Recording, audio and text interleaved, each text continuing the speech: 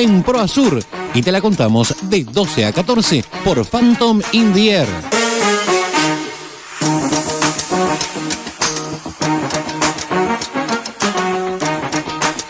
Muy buenos días, muy buenas tardes, ¿cómo les va? Bueno, veamos, vamos a empezar a arreglar las cosas. Teníamos un problema de retorno, ya lo hemos solucionado. Vamos a solucionar el tema de la cámara. La cámara está mal colocada, así que ahí le pedimos a Dana Luna que nos ayude. Muchísimas gracias, le damos la bienvenida al mismo tiempo a Dana a esta edición del día lunes. Un lunes bastante particular. He tenido modificaciones dentro de mi escritorio. No me termina de convencer que haya tanta modificación. Les voy a ser muy sincera en esta situación.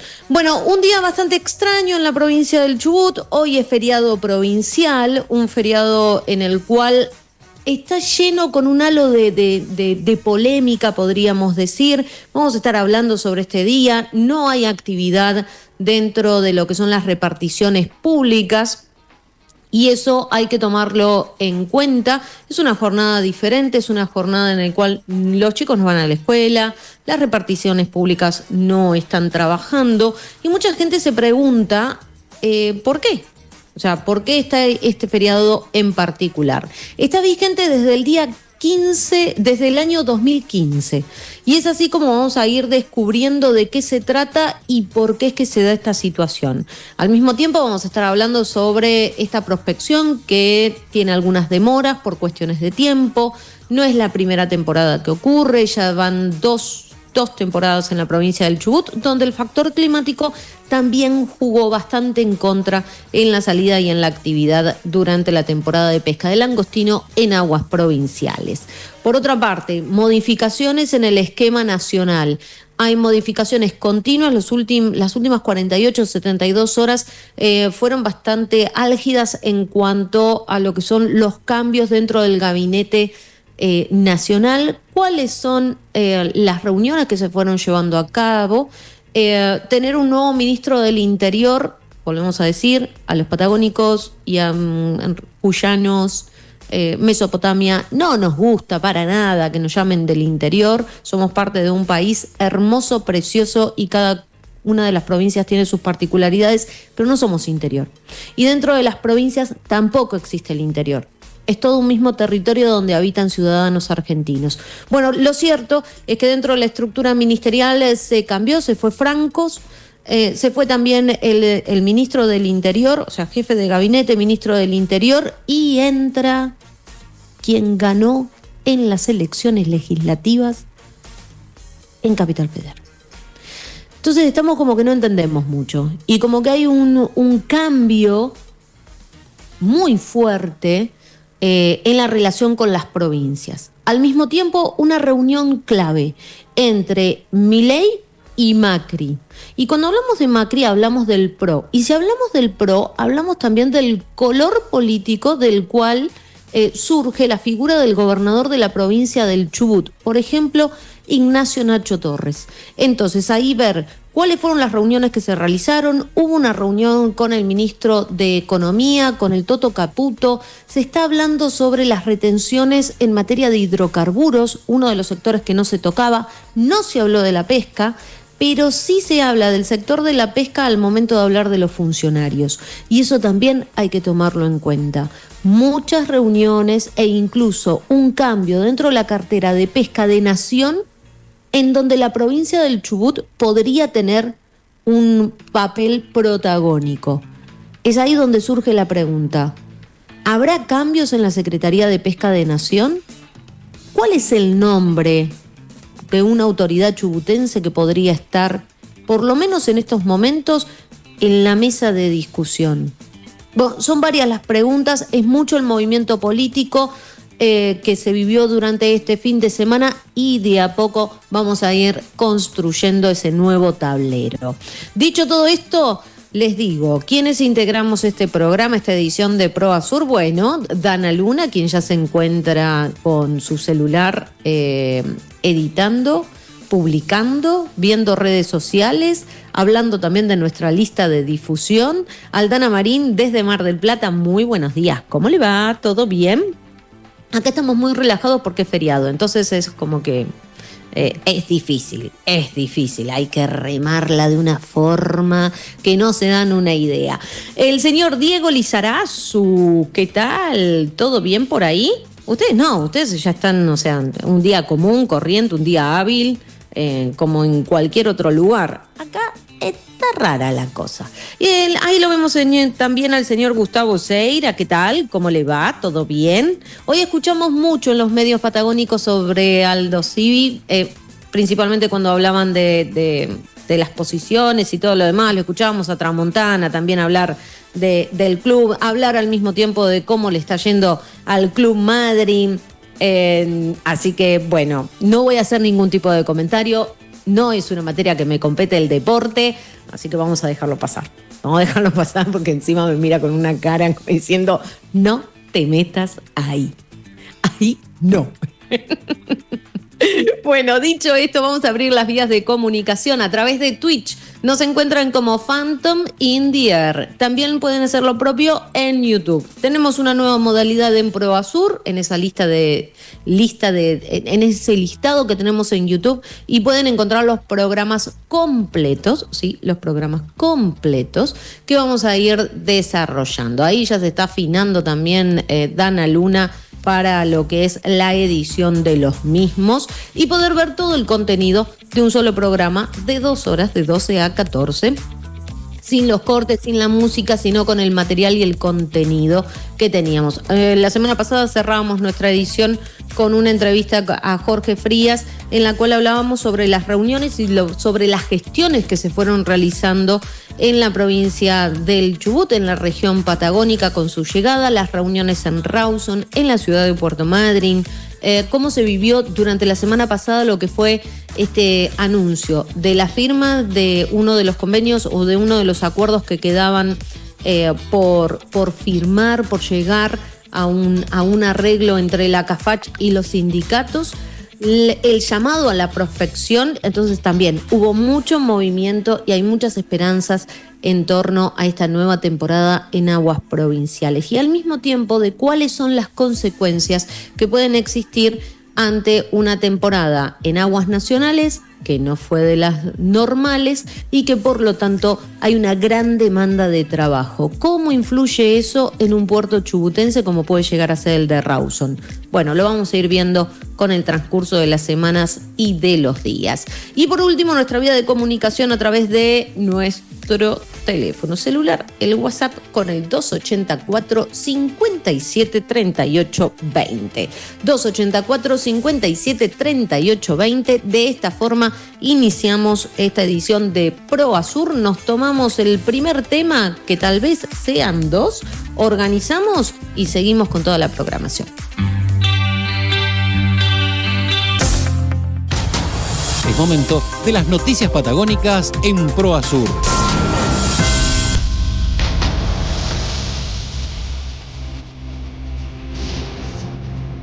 Y vamos a comenzar con este recorrido que generalmente realizamos por los principales portales de la región patagónica. Vamos a comenzar por Canal 12 Web. Uno de sus títulos: ya tiene fecha la remoción del pesquero Sagrado Corazón hundido en el puerto de Rawson. Se lo confirmó el secretario de Pesca a Canal 12. La maniobra, que demandó un complejo trabajo de salvamento, va a permitir luego avanzar con el dragado del río Chubut para mejorar la operatividad portuaria.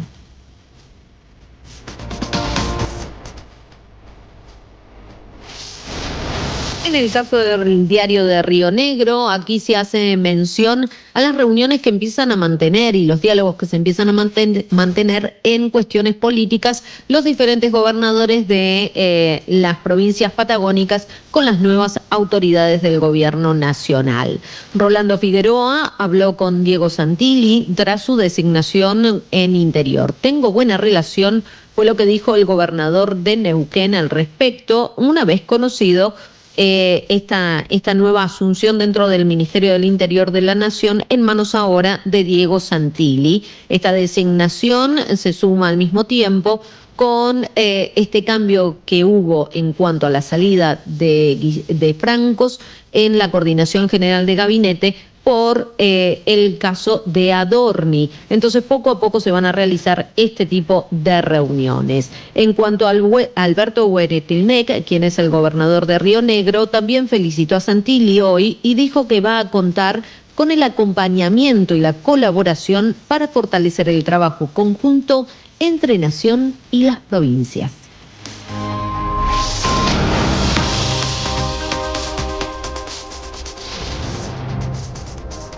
Título de Pescare, en este caso sobre la provincia del Chubut, la prospección del langostino anticipa un inicio alentador de la temporada comercial. La prospección del langostino en aguas bajo jurisdicción provincial del Chubut se encamina a su conclusión con resultados biológicos favorables en la zona norte del área evaluada, lo que va a permitir habilitar en breve el inicio formal de la temporada de pesca comercial.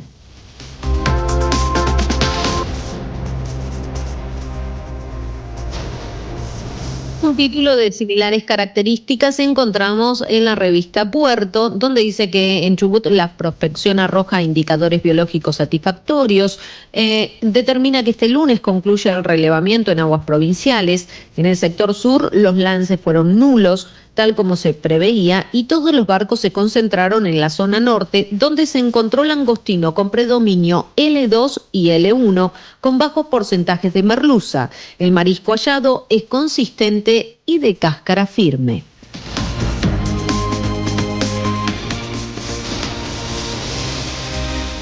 Durante el fin de semana, el diario El Chubut replica información sobre la visita del intendente de la ciudad de Trelew, estamos hablando de Gerardo Merino, a una empresa en el Parque Industrial Pesado que generará 20 nuevos puestos de trabajo. El intendente Merino visitó la empresa Beijing SAS, dedicada a la producción de aceites y proteínas derivados de la pesca. La planta genera más de 20 puestos de trabajo y abrirá antes de fin de año, con un impacto ambiental, ya que transformará en productos los residuos de otras firmas locales.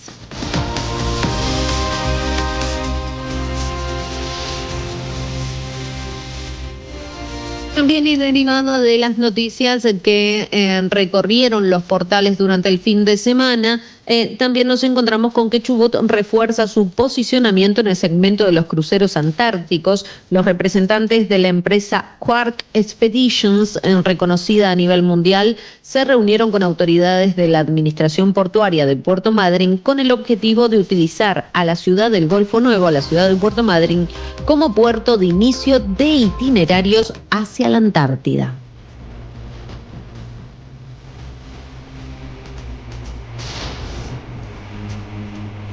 Volvemos hacia Canal 12 y en este caso con información de Río Gallegos, porque ráfagas de más de 100 kilómetros por hora derrumbaron el antiguo muelle de Río Gallegos. Las ráfagas de viento superaron los 100 kilómetros por hora y provocaron el derrumbe de la vieja estructura costera. Los vecinos aseguran que habían advertido sobre el riesgo días anteriores y que sin embargo no se pudo hacer nada. El colapso ocurrió cerca de las 14:30 y fue registrado por residentes que compartieron las imágenes en redes sociales.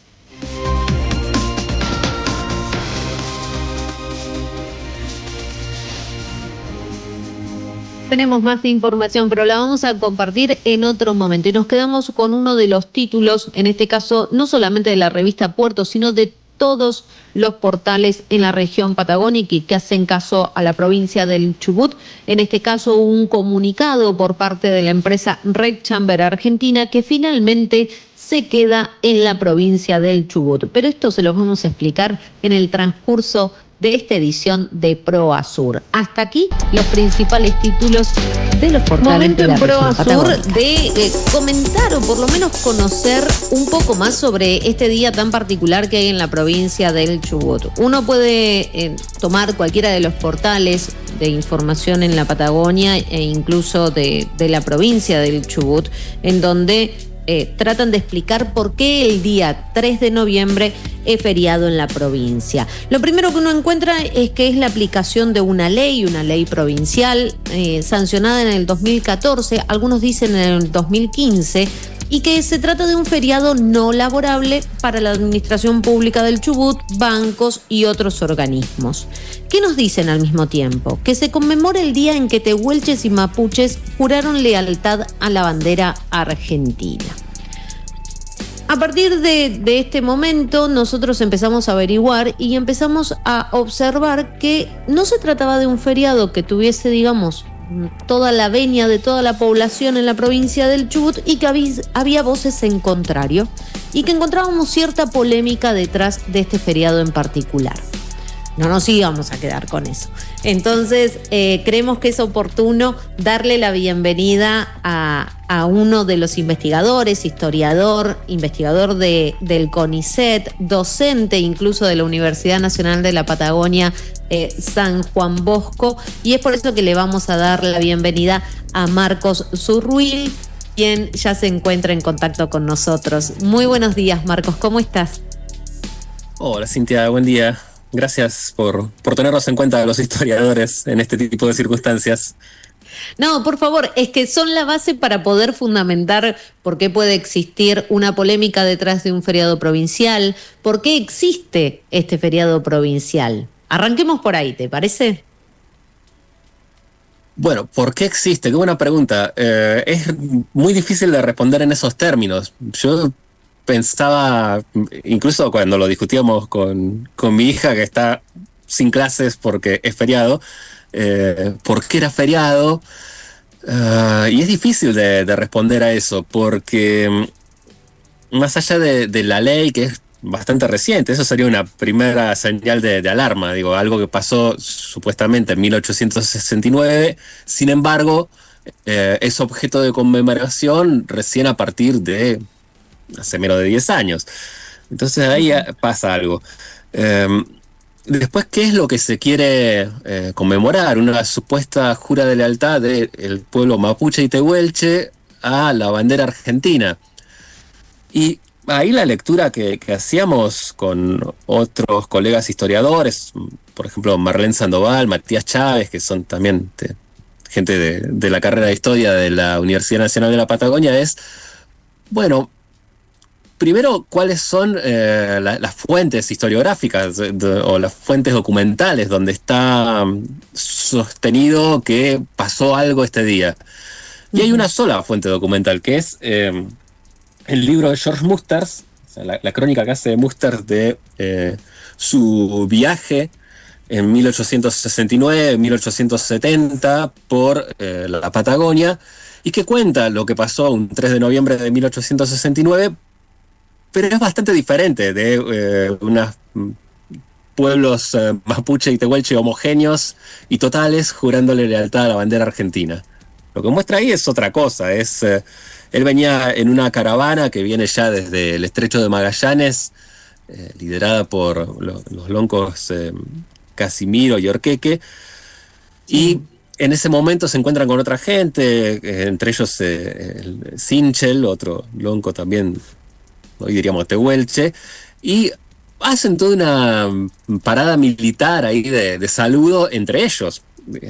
Y ahí aparece una bandera de Buenos Aires, dice Musters, entendemos que debe ser la bandera argentina, y por el otro lado una tela blanca a modo de bandera, y hacen un saludo militar, formaciones, militar digo, pero no del ejército argentino ni nada parecido, sino de las propias formaciones militares indígenas y propio de la lógica de los parlamentos y de la diplomacia indígena. Que ahí está interesante aclarar eso. En 1869, la zona del arroyo Genoa, pero todo lo que está al sur de Río Negro, salvo algún enclave como el de Piedrabuena en Isla Pavón, que es bastante discutible también, no está bajo la soberanía del Estado Nacional argentino ni de ningún otro. Entonces es rara esa supuesta jura de lealtad. Es más bien una sobreinterpretación posterior, propia de este siglo XXI, de algo que tenía una lógica totalmente otra y que era más eso de la política indígena, del parlamentar, y sobre todo ese parlamento del que describe Musters ahí en su libro, en su crónica, iba a salir quién iba a ser el representante de toda esa gente para ir a parlamentar a su vez con el Lonco Sayhueque en la gobernación indígena de Las Manzanas, en lo que hoy sería la provincia de Neuquén.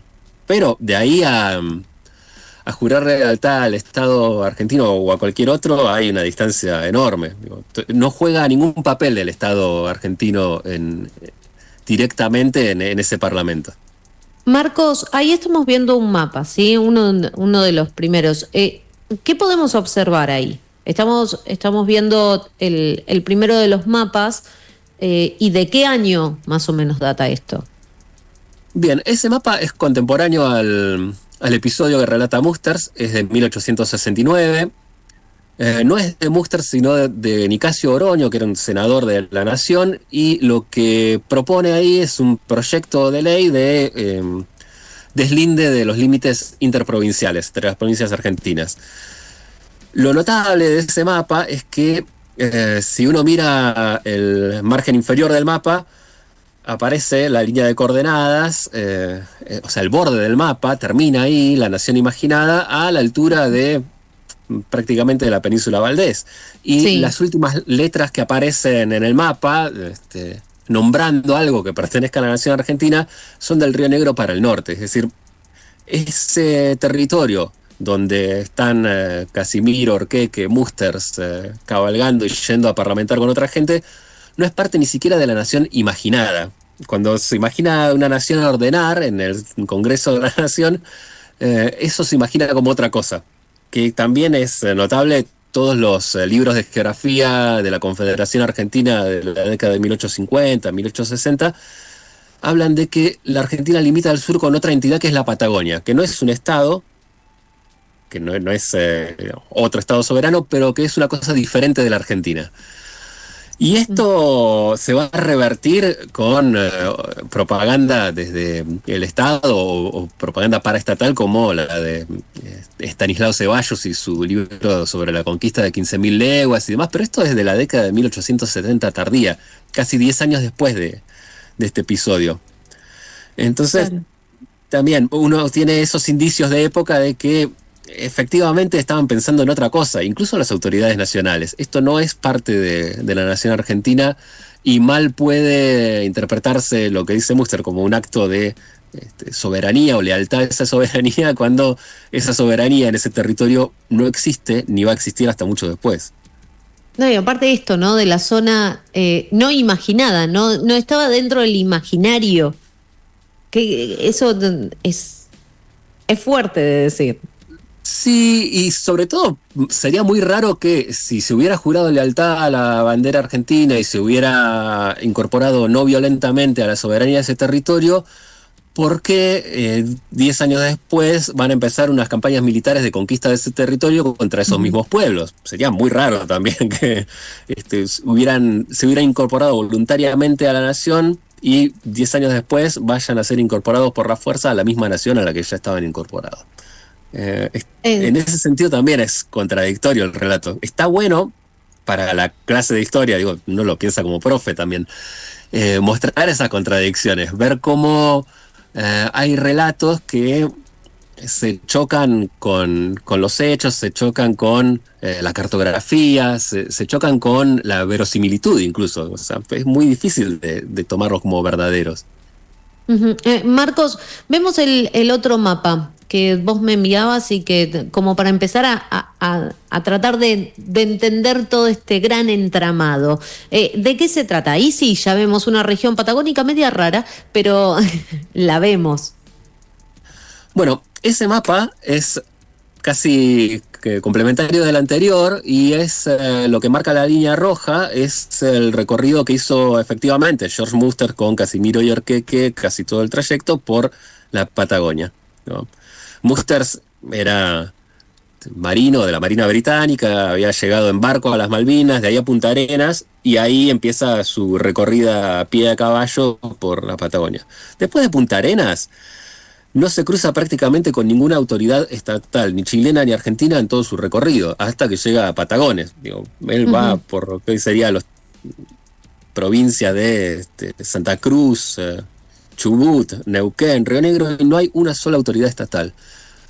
porque ese territorio todavía no ha sido incorporado a la soberanía estatal. Es la época de las autonomías indígenas, donde las autoridades en ese territorio son los Casimiro, los Orqueque, los Sinchel, Sayhueque, Reuquecura. ¿No? Esas son las autoridades políticas de ese territorio que está recorriendo Musters, y en todo caso los permisos para transitar, los salvoconductos, las vaqueanías, la diplomacia, se dirime entre esa gente. Sí hay toda una serie de negociaciones entre esos loncos y los estados. Digo, Casimiro también, es muy raro esto de presentarlo como el cacique que comanda la jura de la lealtad a la bandera argentina, cuando en ese momento es un mediador a por lo menos 2 bandas en las fronteras, digo, si no 3 o más.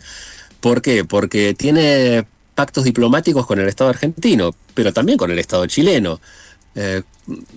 Pacta en el Estrecho de Magallanes con el Estado chileno y pacta en Carmen de Patagones con el Estado argentino. Y no es contradictorio una cosa con la otra. Son diferentes poderes soberanos que pactan entre ellos. Algunos estatales, otros no estatales. Y digo, sí, tal vez a más de 2 bandas, porque lo primero que se encuentra Musters al llegar al territorio continental es con un hijo de Casimiro que responde al nombre de Sam Slick y que le habla en inglés. ¿Y por qué le hablan inglés? Porque conocía a Malvinas vía los misioneros anglicanos que estaban en Malvinas y que llevaban indígenas a educarlos allá. Es decir, las múltiples diplomacias entre estados y entre jefaturas indígenas no estatales son mucho más complejas que si soberanía argentina sí o no en esos momentos. ¿Por qué se toma ese recorte de la historia? Si es que lo sabemos, ¿no? Ese recorte de la historia y se transforma en un proyecto de ley que después deriva en este feriado. Habría que preguntar a los que hicieron la ley, pero tiene varias posibilidades que no son excluyentes entre sí. Una, que es la lectura que hacíamos nosotros como historiadores con Marlene Sandoval y Matías Chávez, es una posible simetría o complementariedad con otros feriados que tenían que ver con el relato de la incorporación también pacífica y voluntaria de los inmigrantes, sobre todo de la colectividad galesa, a la provincia y a la nación, en feriados como el del 28 de julio o el más parecido a este es el del 30 de abril, el del plebiscito, donde los colonos galeses deciden voluntariamente incorporarse a la nación argentina. Sí. Que también es otro feriado que sobreinterpreta un hecho que no pasó de esa manera. Pero terminan conformando un relato en el que tanto los inmigrantes como los pueblos preexistentes a la soberanía hacen un pacto cívico de incorporación voluntaria, pacífica, sin conflicto a esa nación que se está formando. Entonces, es como decía el título de algún artículo en los 80, hablando de la colonización del Chubut, una colonización sin conquista. No hay opresión, no hay imposición, sino puro pacto voluntario. Y eso es bastante contradictorio con, están documentadas las campañas militares y las racias que se hicieron en territorio chubutense. Sin embargo, es parte de la conformación de una identidad sostenida por un relato armónico, ¿no? Esto de la coexistencia pacífica entre galeses y tehuelches, llevada al plano de una historia oficial, o por lo menos oficiosa, esto de que desde la provincia, desde la política cultural de la provincia, se sostenga esa identidad armónica. Es difícil de sostener desde el gremio de los y las historiadores, ¿no? Esto de pensar cómo hay una sola fuente que dice otra cosa. Entonces, ¿cómo es posible sostener ese forzamiento que no tiene entidad en el rubro de la prueba, digamos? No hay cómo probar que esas cosas pasaron como dicen que pasaron en la ley que sanciona el feriado. Qué interesante, porque al mismo tiempo nos damos cuenta de que hay tantos capítulos de la historia que tiene la Patagonia que no se cuentan, no se conocen, o en todo caso que No sé cómo serán este tipo de investigaciones cuando se reúnen los historiadores, encuentran un hecho y dicen, ¡apa! Acá hay otra historia. ¿Y cómo es ese camino para poder llegar a un documental, por ejemplo, a una prueba documental de lo que realmente o fehacientemente ocurrió? Bueno, acá casi siempre funciona al revés con esto de las efemérides. Es decir, no es el tipo de problemas que enfrentamos cotidianamente los historiadores. Nos encontramos con el hecho consumado. En general no hay consulta previa, como no hay consulta previa tampoco a los pueblos supuestamente homenajeados en el feriado, ¿no? Pero no hay consulta previa profesional en general a las historiadores para instituir una efeméride y nos encontramos con el hecho consumado y que, llegado el caso, eventualmente nos preguntan al respecto. Bueno, ¿qué se conmemora? Y a veces pasa esto, que uno va a buscar cuál es el respaldo documental y no lo encuentra, o incluso encuentra que el supuesto respaldo documental es contradictorio con el relato que se está instituyendo. Y ahí, bueno, hay 2 o 3 posibilidades. Una es la menos productiva, que es enojarse y despotricar y decir, ¿cómo están haciendo esto? Y la otra, que es la que nos parecía más interesante, es tratar de entender qué es lo que está pasando, ¿no? Cómo esto de pensar qué lógica tiene, más allá de que el hecho en sí no ha pasado de esta manera. Bueno, pero ¿qué sentido tiene instituir este hecho? Bueno, hay una necesidad de conformar, de amalgamar una identidad provincial, más allá de todos esos conflictos subyacentes que no están ni mucho menos solucionados, ¿no? Que siguen siendo conflictivos en la historia, en los tribunales, digamos, y demás. Y después, cómo también no es pura negatividad lo que pasa con los mismos pueblos preexistentes al Estado, ¿no? Se puede entender, y de hecho, en algunas localidades y en algunas comunidades puntuales pasaba algo de esto, no había una oposición radical al feriado, sino una relectura en términos de visibilidad pública, digamos. No era siempre leído de manera negativa porque permitía justamente que el pueblo mapuche, el pueblo tehuelche estuvieran presentes en la simbología provincial. Una incorporación, si se quiere, subordinada, si se quiere, de segundo orden con respecto a algún Estado que ejerce una dominación sobre esos pueblos. Pero la alternativa a veces es la invisibilización total, y hay que ver eso, cómo se negocia. Digo, no hay una totalidad homogénea tampoco de el pueblo mapuche tehuelche rechazando o abrazando este feriado. En general las lecturas son negativas, pero no son las únicas que hay. Es interesante saber eso. Bueno, a nosotros lo primero que nos llegaban eran las lecturas negativas, ¿no? Rechazamos profundamente este día en particular. Hay comunidades incluso que pueden manifestarse cuando se dan estas fechas, o que cuentan otra historia que vuelvo sobre lo mismo. Pareciera como que hay mucha historia que no se cuenta de la Patagonia, o que hay un interés por no contarla. Yo no sé si hay un interés de ocultamiento, sí, un interés y un campo de batalla en torno a qué legitimidades se sancionan y cuáles quedan a un costado con diferentes relatos. Entiendo esta disputa entre el Estado provincial por imponer una versión pacífica y armónica y el tono de denuncia de muchas personas, comunidades y agrupaciones mapuche tehuelche confrontando con eso, porque es el doble juego de dar visibilidad a los pueblos por un lado, pero invisibilizar el conflicto subyacente por el otro. Ahí la mayoría de los y las historiadores somos testigos tardíos y tratamos de interpretar eso y de entender cuáles son los múltiples conflictos que están dando vueltas por ahí. Yo no me atrevería a dar una sanción definitiva, no podría hacerlo profesionalmente, decir, bueno, feriado sí, feriado no. Sí, desde el oficio está bueno mirar qué es lo que está en disputa, qué es lo que está pasando y tratar de entenderlo. Pero es un laboratorio de la historia que está en juego y en plena ebullición. No es que, bueno, terminamos de festejar el feriado hoy o de rechazar el feriado hoy y mañana está todo el panorama claro y deja de haber tensiones, disputas y no se corre más. Es un campo de batalla y está bueno verlo como eso. Uh-huh. Marcos, ¿es fácil, es difícil el trabajo de un historiador cuando quiere ir hacia pruebas documentales que tengan que ver con la historia de la Patagonia? Fácil creo que no es nunca.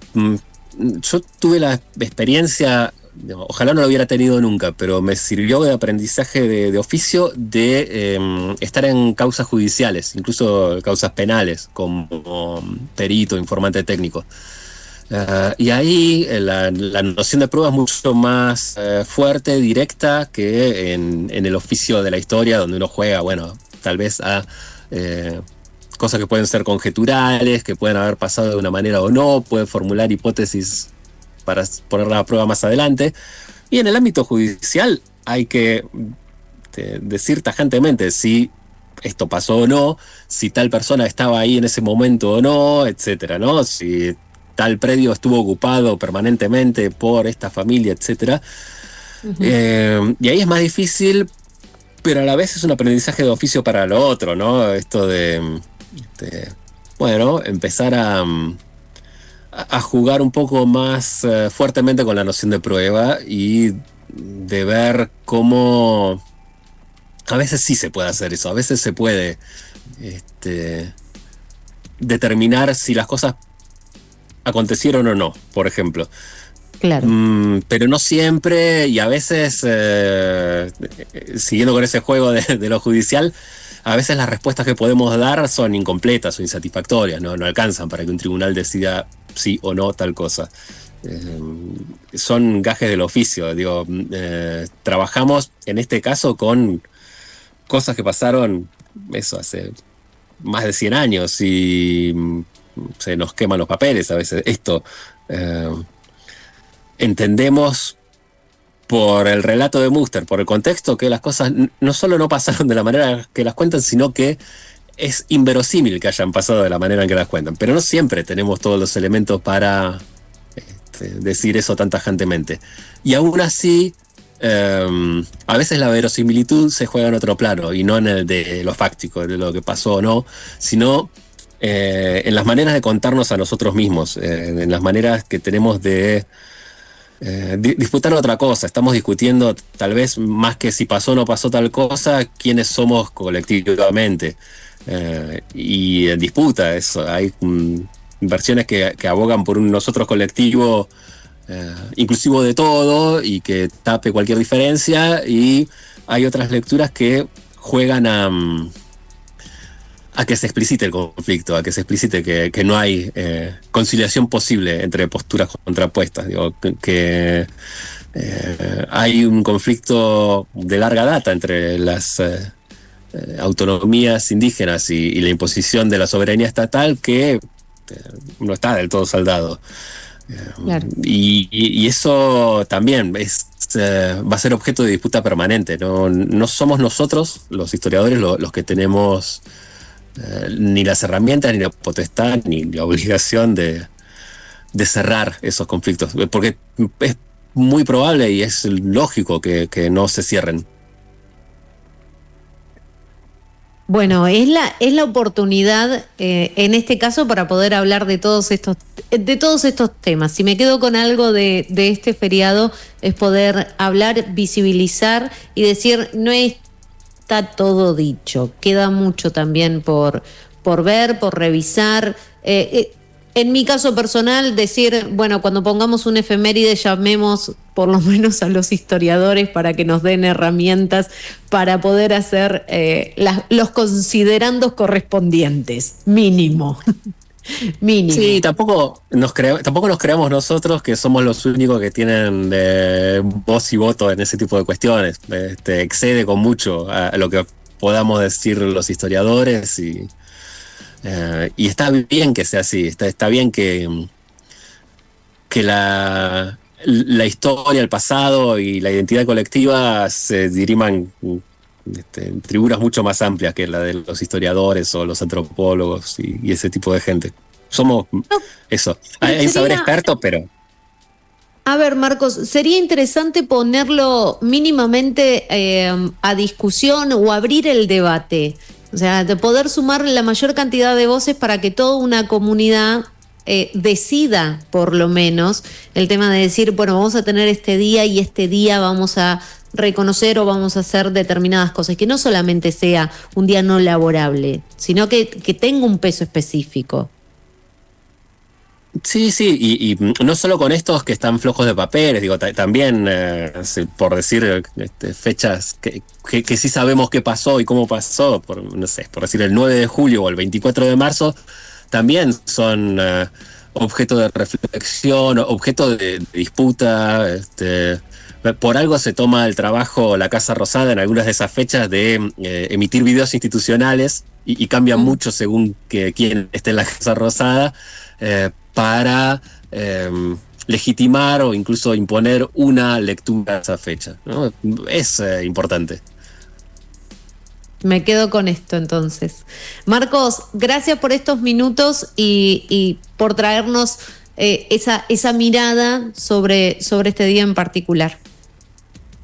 Bueno, muchísimas gracias. Hasta luego. Hasta luego. Ahí lo escuchábamos a Marcos Zurruil, quien es historiador y que nos puede dar algunas claves sobre este día feriado en la provincia del Chubut.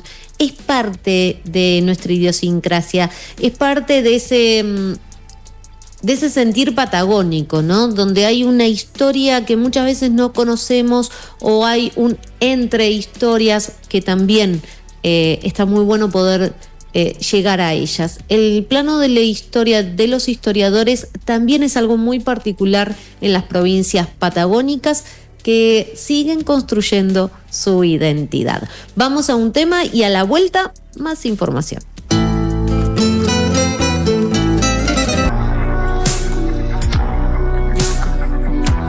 Ahí estamos recibiendo información que nos llega a través de nuestro teléfono celular. En este caso sobre varias capacitaciones que se van a ir desarrollando, no solamente en la ciudad de Puerto Madryn, sino también en la ciudad de Rawson, ¿sí?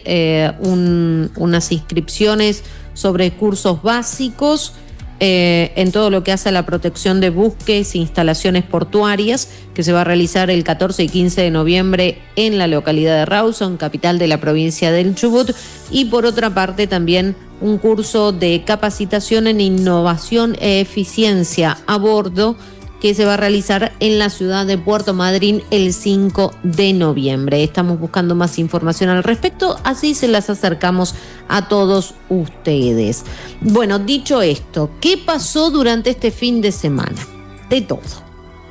Si hay algo que les puedo decir es que durante este fin de semana pasó de todo, se movió el tablero político a nivel nacional, llegaron confirmaciones y dentro de las confirmaciones en el ámbito pesquero de lo que hace a la industria pesquera, nos encontramos con un comunicado de Red Chamber Company. Sí, ¿se acuerdan que estuvimos hablando sobre Red Chamber Argentina, que se retiraba de la provincia del Chubut, se caía el acuerdo por lo que es la planta de Alpesca, de lo que alguna vez fue Alpesca, que ingresaba a Profan, que al mismo tiempo Red Chamber Company aceptaba y reconocía a Red Chamber Argentina, mientras en la provincia del Chubut se decía que no tenían nada que ver. Bueno, tenían que ver. Al mismo tiempo, el principal referente el CEO de Red Chamber Company se reúne con el presidente Javier Milei en Estados Unidos. Posteriormente llega la rescisión del contrato y Red Chamber advierte que va a iniciar acciones judiciales en contra del gobierno de la provincia del Chubut. Al mismo tiempo, hablando con el gobierno nacional, explicando cuál era la situación que existía y cuáles eran los problemas diplomáticos en los cuales estaba metiendo la provincia del Chubut en estas reuniones previas antes del encuentro entre Javier Milei y Donald Trump en Estados Unidos. Bueno, ese era el contexto. Profan se hizo cargo de la planta de Red Chamber, en realidad de lo que era la ex Alpesca en la ciudad de Puerto Madryn. Hay incluso algunos cuestionamientos respecto a esta situación en particular hoy en día en la ciudad, principalmente por parte de los trabajadores que quieren saber qué es lo que va a ocurrir con ellos, cuándo empiezan, de qué forma. Bueno, hay muchas respuestas que todavía estarían faltando en torno a este traspaso. Y durante el fin de semana nos encontramos con el siguiente comunicado. Un comunicado en el cual Red Chamber Company reafirma su compromiso de inversión en la República Argentina. El grupo va a construir una nueva planta industrial en la zona franca de Trelew, fortaleciendo su presencia en Chubut y su aporte al desarrollo pesquero nacional. Recordemos que nosotros les habíamos comentado que existía, e incluso lo escuchamos al gobernador de la provincia del Chubut, Ignacio Torres, respecto a esta posibilidad, que la empresa no se retirara de la provincia, sino que realizara otro tipo de inversión. Dice el comunicado: la compañía de capitales estadounidenses Red Chamber Company alcanzó un acuerdo con el gobierno de la provincia del Chubut, mediante el cual se comprometió a continuar invirtiendo en la región a través de la construcción de una nueva planta industrial en la zona franca de Trelew. Tras el conflicto que la empresa atravesó con el Estado provincial, que derivó en demandas impulsadas por Red Chamber ante la justicia, las partes acordaron una resolución definitiva por la rescisión del contrato que la vinculaba con la explotación de los bienes de la expropiada Alpesca Sociedad Anónima. El nuevo acuerdo conciliatorio firmado con la provincia del Chubut posibilitará que Red Chamber Company mantenga ciertos activos en el país. A su vez, la empresa avanzará en la construcción de una moderna planta de procesamiento, reafirmando su compromiso de largo plazo con el desarrollo industrial y pesquero de Chubut. Una década en Chubut truncada de manera arbitraria. Desde su llegada al país en el año 2015, a través de Red Chamber Argentina, el grupo recuperó embarcaciones que se encontraban semi-hundidas y reactivó la producción pesquera de la expropiada Alpesca, contribuyendo a la recuperación del sector y al posicionamiento del langostino salvaje argentino en un mercado tan potente como lo es el estadounidense. Un grupo líder en el mercado norteamericano que continúa confiando en la Argentina.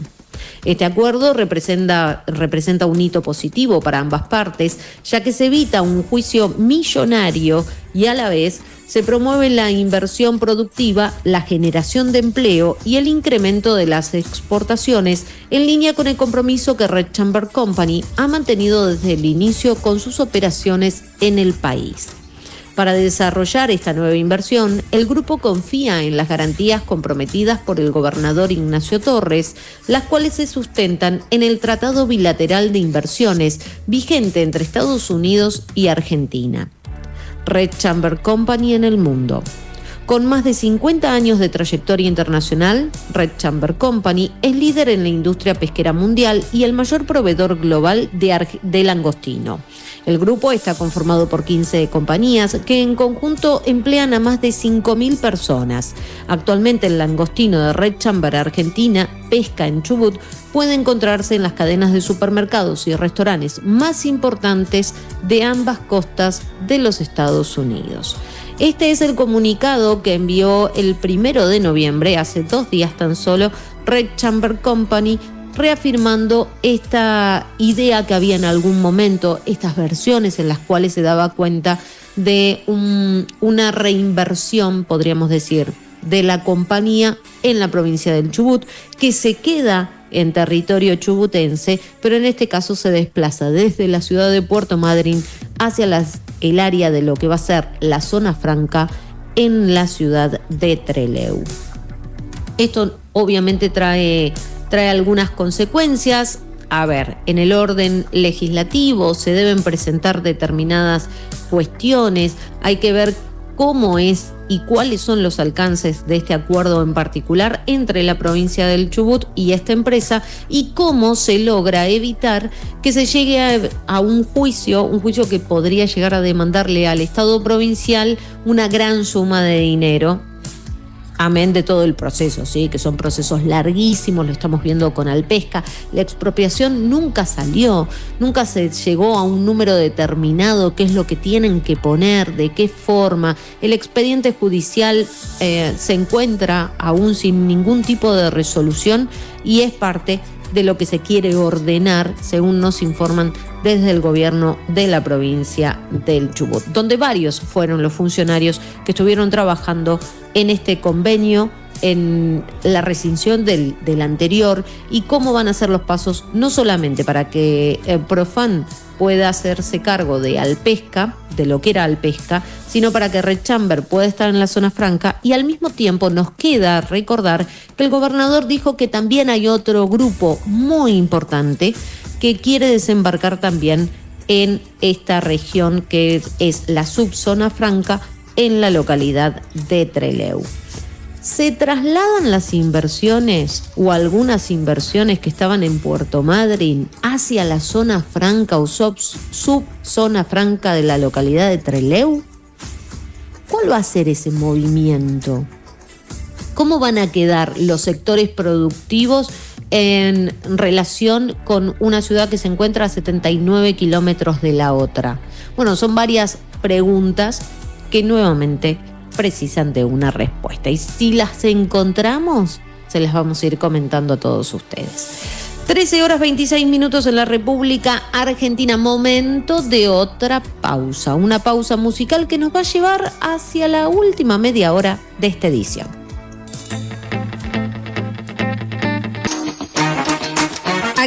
Aquí estamos en los últimos minutos de esta edición de día lunes, feriado en la ciudad, en la provincia del Chubut, y les contábamos de qué se trataba.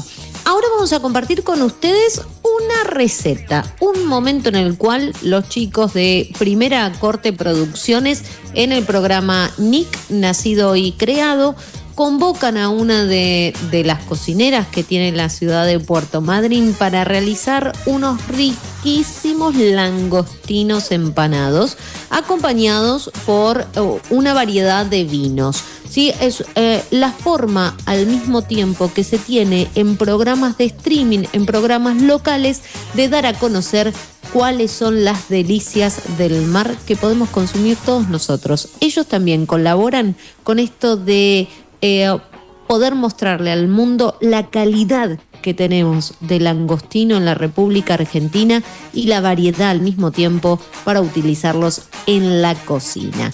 Los dejamos entonces con este pedacito de Nick, Nacido y Creado, y una receta para repetir. Hola, ¿qué tal? ¿Cómo estás, Emiliano? Hola, Victoria, un gusto. Bien, me vas a hacer compañía hoy. Buenísimo. Vamos a hacer un maridaje con tu vino. Ok. Yo voy a presentar un langostino. Perfecto.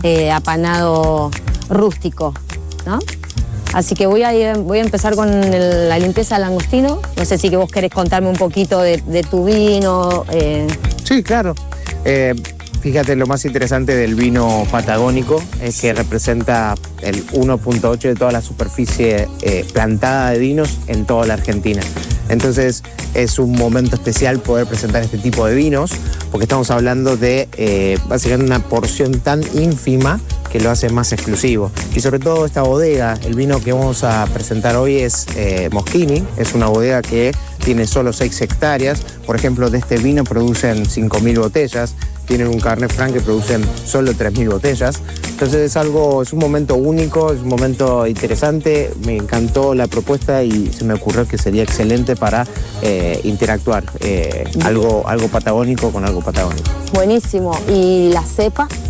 Es un Merlot. El Merlot, la verdad que es una uva que se da particularmente bien en Patagonia. Estamos hablando que el Merlot, el Pinot Noir, el Chardonnay, son uvas que por el frío se benefician muchísimo. El frío, la sequedad, lo que hacen es que hacen uvas más resistentes, más estructuradas, más protagonistas.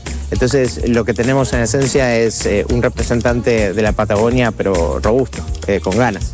Bien, buenísimo. Y me comentabas que tenías una casa... Un restaurancito. ¿Un restaurancito? Sí, exacto. Sí. El restaurante se llama Lo de Papa. Lo de Papa es un restaurante bermutería. Son solo 20 lugarcitos, así que bueno. Es acotado, chicos. Sí, bien. para que sea más íntimo, más de entrecasa, para que se sientan más cómodos. Tal cual. Bueno, yo te comento, voy a hacer un langostinos. Es una carne muy rica en proteínas, fibrosa y tierna. Contiene mucho alto grado de proteicos. Y bueno, espero que te guste. Obvio. Suma.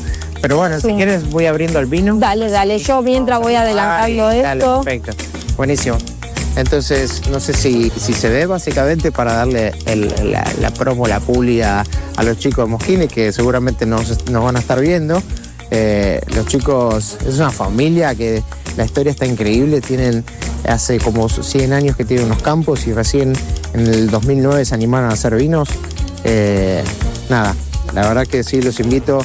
Esta etiqueta en realidad es difícil de conseguir por la exclusividad que tiene, pero bueno, obviamente que están más que invitados a venir a Lo de Papa a probarla. Igual me gustaría, si te parece bien, sí, hacer una pequeña introducción a como la cata para que básicamente la gente sí, me gusta. mirando. Me gusta, sí, Dale, sí. perfecto. Entonces, Tal cual. a ver si se anima alguno de los chicos. A ver, ¿Cintia está por ahí? Cintia. Hoy, permiso. Vino. Aparte, bien preparada, ¿no? Principalmente. Muy bien, muy bien. Entonces vamos a hacer una pequeña Sí, degustación. cómo no. La chef, a ver si me puede seguir la corriente. Por favor. Sí, como que no. Ok, bueno, entonces lo que vamos a hacer, chicos, vamos a hacer una mini introducción a la cata de vinos. Entonces lo que vamos a empezar haciendo es viendo en un fondo blanco, a ver si, no sé si está difícil de como transferir a las cámaras, pero básicamente lo que tenemos que ver acá en este vino es la transparencia del vino. Esta es una cuestión muy básica, lo vamos a hacer muy introductorio para que no aburrir a la gente, pero bueno, acá lo que estamos viendo en esencia es que el vino no está transparente, el color está muy nítido. Dos cositas que por ahí nos pueden llamar la atención. Si se fijan, el vino es como brillante, no sé si lo ven. Sí, está vivo, se palpa, digamos, la vivacidad del vino. Y al mismo tiempo, el color es protagonista, se ve bastante, digamos, ¿no? ¿Esto qué nos dice? Nos dice que un vino que tiene cuerpo. Eso es algo buenísimo, es algo que buscamos en un vino en general. La gente que suele degustar diferentes vinos, trata de buscar el cuerpo porque es la presencia en la boca que lo van a ir sintiendo si ahora lo probamos, ¿no? Entonces ahora vamos a hacer con la nariz, si se permiten agitar un poquitito. Lo que estamos haciendo es haciendo que las partículas oloríficas del vino se transmitan a la atmósfera dentro de la copa. Y vamos a meter la nariz, vamos a hacer elegantemente, vamos a hacer.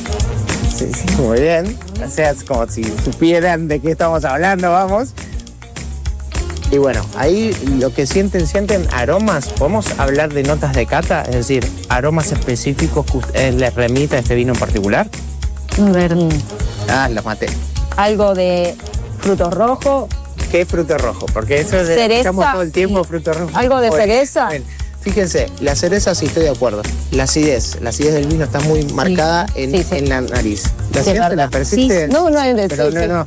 Y, es muy expresivo, es un vino muy interesante, muy expresivo, pero lo que les sugiero, fíjense que también tiene esta sensación compotada, como esta cuestión que hacen como mermeladas. Sí, totalmente. Ok, perfecto. Esas son características que tiene el vino, más allá que tiene la uva, que reproducen aromas que nos recuerdan momentos en los que experimentamos la mermelada, la cereza. Bueno, ahora lo vamos a probar en la boca, a ver qué les parece.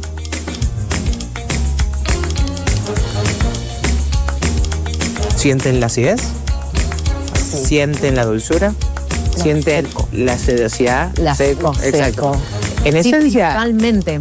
Ok. Pero seco y un dejo así como fuertecito. Como fuertecito. Ok, esa es la tanicidad del vino. Las uvas tintas lo que tienen son ricas en taninos, que es una sensación como que se palpa en la lengua, como la lengua queda un poquito seca y como que areniza. Ok, es una componente orgánico del vino tinto que es muy rico, y generalmente los vinos que son protagonistas, los vinos que son de este calibre, vamos a decir, generalmente son ricos y se palpan de una manera tangible, ¿no? Pero bueno, les quería dar una pequeña introducción, espero que les guste. Bueno. No sé si lo visualizas con tu langostino. Sí, los sabores justamente que vas a poner. estaba eso, haciendo la combinación en mi mente. Y sí, la verdad que sí va. Perfecto. Me gusta la combinación. Recuerden que el objetivo del maridaje, esto hablando muy por encima, tenemos eventos en lo de papa, los invito a que cuando quieran hacemos catas a ciegas, hacemos bien. dinámicas de este estilo. Son dinámicas que duran 1 hora y media, 2 horas. Eso lo estamos haciendo hacer cortito para que todos entiendan. Pero bueno, en general el maridaje, el objetivo del maridaje es resaltar un vino y resaltar la comida en sí. Si Sí. las dos comidas, si la comida y el vino... Permiso, se pase adentran- por acá. Oh, sí, adelante, por favor. Entonces estamos hablando de que el maridaje es exitoso. Si de repente una cosa tapa la otra, entonces estamos mal, digamos, ¿no? Tiene Pero que bueno, buscarse ese equilibrio. el equilibrio. tal. No solo el equilibrio, es el hecho del disfrute, ¿no? Porque al final está esta cuestión medio elitista de decir el vino, ¿no? Y en realidad, como decía un grande, el mejor vino del mundo es el que le gusta a uno, ¿no? No sé qué les parece. Exactamente, es verdad. Sí. Aparte, en cuanto a la elección, yo te escuchaba recién, Emiliano, decir, bueno, un producto patagónico y otro producto patagónico. Generalmente se hace este tipo de combinaciones, un merlot con un langostino. No me quedaría con la cuestión de que pescado con vino blanco o carne Bien. con vino tinto. No me casaría con esa idea, porque cada uno, lo tiene que hacer como considera que lo tiene que hacer, básicamente. En este caso, el merlot, como tiene mucho sabor, porque tiene mucha estructura, el langostino es una carne rica en sabor, sobre todo, y como lo prepara el chef en este caso, realza determinados sabores. Acá lo que estamos buscando es algo que se llama sinonimia, o sea, como sabores interesantes que se acompañen con otros mismos sabores parecidos, digamos. Podemos hacer otra manera que se llama antonimia, que lo que hacemos es un sabor antagonista, un sabor de un tipo que va con otro tipo. De repente puede pasar con, no sé, con comida picante, con vinos blancos secos, por ejemplo, ¿no? O sea, como cosas opuestas, digamos. Opuestas, claro. Ya saben, ¿no? Pero bueno, no sé Y yo mientras te escucho estoy cocinando, voy con el apanado de los langostinos. Es un apanado rústico, te cuento, Cintia. Sí. En el mismo apanado tenemos migas de pan común, ¿viste? El que queda en la casa, el que compramos el día anterior y no lo queremos comer. Después el otro día, Exacto. ese mismo hice una miga, avena y mix de semillas. Más que nada para que tenga lo crocante el langostino cuando lo vayan a probar. Va a estar... Generalmente ese empanado lo que se hace es condimentarlo o no. Sí, el apanado si querés para que se concentren más los sabores, pero si vos querés que resalte y que sea solamente personalizado el langostino, no lo condimentás tanto porque es tan rico que es mejor no matarlo, no apagarlo, ¿viste? Con Claro. tanto condimento. Bien. Yo, como por mi parte elijo eso. Lo vamos a acompañar con una gremolata cítrica, es una salsa a base de aceite de oliva, jugos de limón, jugo de naranja y ralladuras. También vamos a agregarle una lactonesa. Es como una mayonesa tipo Sí. casera, pero no llega a ser mayonesa. Es Bien. una salsa emulsionada con aceite y leche. Bárbaro. Así que yo ya tengo algo en el horno. Vamos en un ratito más, vamos a emplatarlo para que puedan degustar tus invitados. Excelente. Y Excelente. La ahí verdad sería es que más o menos. la combinación al mismo tiempo, ¿no? Sí, Es como que uno ya agarra. Ya me lo estoy imaginando, ¿sabes qué? Tal cual. Ya me lo estoy comiendo. Ok, buenísimo. Así que Fíjense que me comentaron de que los langostinos tenían como que tienen un impacto muy fuerte en la cultura de de Madrid, más que nada. Sí, porque no solamente, gastronómicamente, ¿no? Sino también a nivel expansión, ¿no? Estamos hoy por hoy el langostino no solamente se usa en la cocina, sino también genera mucho tema laboral. Hoy en día genera 4.000 puestos de trabajo. Sí, es muy, muy importante. Y en este caso particular, Emiliano, lo que nosotros hablábamos ahora cuando te veíamos que lo estabas preparando, es el tamaño que tiene el langostino. Es un tamaño de langostino L1. Bien, sí, es un tamaño L1 y este tamaño es lo que lo hace tan particular en la región patagónica. O sea, es la diferencia entre... A ver, vamos a ver si tenemos alguno. A ver, ya los limpié todo, qué veloz que soy. Sí, rapidísimo. Que es uno de los puntos, pero cómo son limpiar. Grandes. Exacto. Y que tiene hoy en día un competidor que es el banamey, que es el camarón en Brasil, por ejemplo. ¿Sí? Eso se hace a cultivo y esto es un langostino salvaje. Entonces, se respeta el ciclo, se pesca y son las gambas que después se venden en España, en todo el mercado europeo y en el mercado estadounidense. Tal cual, es verdad, exactamente. Y la carne es maravillosa. Sí, es magra, es muy rica y bueno, más que nada ponerle la persona que tiene problema del corazón, tranquilamente puede consumirlo. Y bueno, si querés vamos con Lala. Lala, a ver si a Lala le gustarán los langostinos, a Lala. Los langostinos espectaculares, son deliciosos, los he comido en varias preparaciones. Una consulta, Vicky. ¿Hay algún condimento que no recomiendes para el langostino? Porque justamente como comentabas, es bastante particular su carne. Entonces, algo que lo yo creo el ajo, porque el ajo como lo apaga mucho, más que nada como le quita todo el sabor. Bien, bueno, eso está buenísimo, buenísimo. Emiliano, contame, eso de los vinos, todo lo que estabas explicando, impresionante, hay varias cosas que no sabía, así que buenísimo. Vos escribís libros también, puede ser, respecto a los vinos. Bueno, es un libro de introducción al vino argentino, que básicamente lo publicamos en el 2020 con un amigo que es sommelier. Y la idea es este año, si todo va bien, presentar un vino patagónico. Perfecto. Nos estamos acomodando.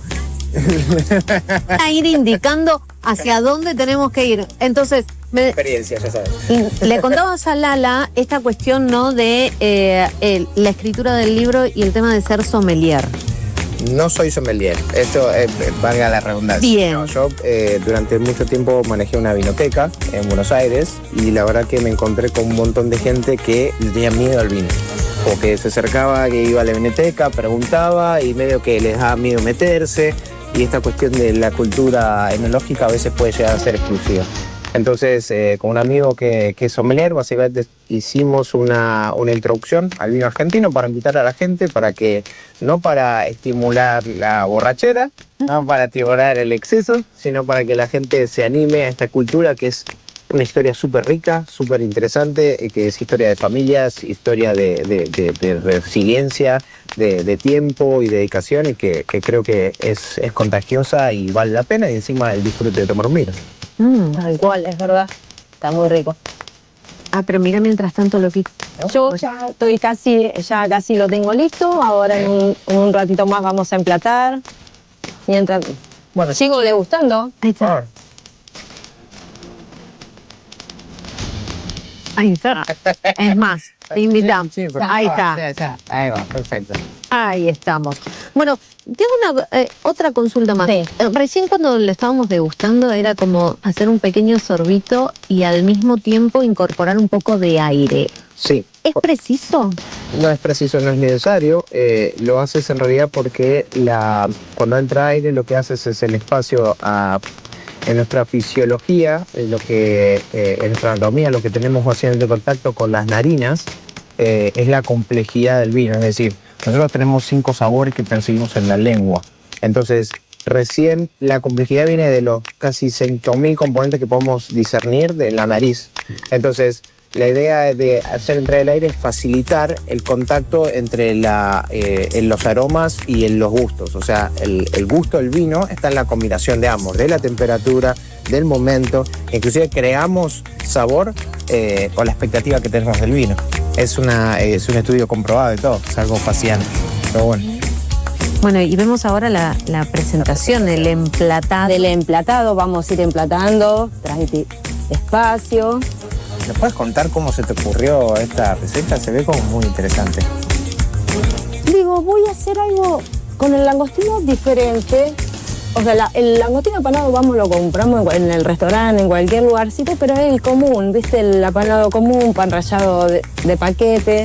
Entonces dije, voy a jugar un poquito con colores y sabores. Dije, voy a usar la tira de pan esta que tengo acá, un poco de aceite de oliva, unos mix de semilla, porque me gusta cómo queda el mix de semilla, más que nada lo que es el crustáceo. Y de ahí dije, bueno, a ver qué presento. Listo, dije, voy a presentar los langostinos apanados con la miga de pan casera. Y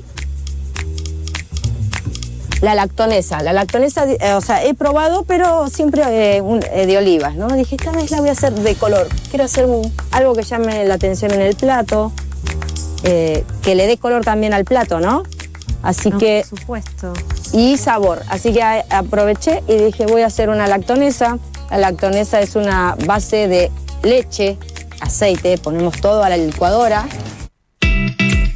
El mar, la meseta y la cordillera dicen presente.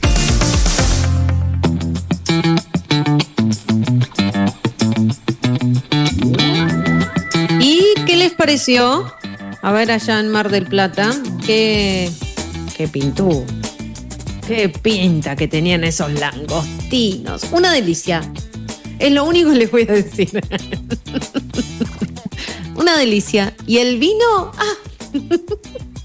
Estamos aprendiendo mucho, le estamos agradeciendo al mismo tiempo de tener esta posibilidad de hacerlo. Bueno, ahí lo escuchábamos a Emiliano Papalardo y también a la cocinera, quien es la chef encargada de hacer este empanado de langostinos, unos langostinos que la verdad es que es un privilegio tener la posibilidad de acceder a los mismos y de poder comerlos de esta forma, ¿no? Es una degustación, es un plato con una calidad impresionante. Bueno, mañana les vamos a compartir otro de los capítulos en su parte gastronómica, en este caso con Ángel Bordenave de Cantina El Náutico, al mismo tiempo el Mar Bistró, mejor dicho, Bistró de Mar, que es uno de los paradores que tenemos en la ciudad de Puerto Madryn y donde se lució haciendo unas vieiras gratinadas, unos langostinos al ajillo y al mismo tiempo una paella. Pero eso se los vamos a dejar para mañana. Como también poder ahondar un poco más en cuanto a esta situación o este nuevo panorama que tenemos en torno a la empresa Red Chamber. Este nuevo acuerdo que tiene con el gobierno de la provincia del Chubut y que ya está generando ciertas controversias. Una de ellas a través de las redes sociales, a través de Twitter principalmente, hay un comunicado que se está dando a conocer que cuenta con las firmas de CAPIP, con Arpesa, Cafach y es parte y de la... A ver, esperen porque es muy chiquito el sello. Y de la Cámara Empresaria de Pesca del Golfo San Jorge se manifiestan, en realidad no es un comunicado, es una carta que le están elevando al gobernador de la provincia del Chubut en torno a este nuevo acuerdo con Red Chamber y la posibilidad de que se tramite una ley especial o en su defecto un decreto de necesidad de urgencia, un DNU, haciendo uso de facultades de conferirle o por lo que le confiere la Constitución provincial y que pueda respaldar este nuevo acuerdo con Red Chamber. Pero de eso vamos a hablar en la jornada de mañana. Por lo pronto le vamos a agradecer a Dana Luna, presente también en este programa. Laura Luna llegará mañana con su Hasta las Manos. Aldana Marín, muchísimas gracias. Diego Lizarazu, que tenga una buena tarde. Quien les habla, Cintia Mieres, y mañana a partir de las 12 vamos a tratar todos estos temas que les fuimos mencionando uno a uno. ¿Y cuál es este nuevo tablero, este nuevo panorama político en el cual estamos inmersos? Será hasta mañana a las 12 cuando empiece una nueva emisión de Pro Azul. Chau, chau.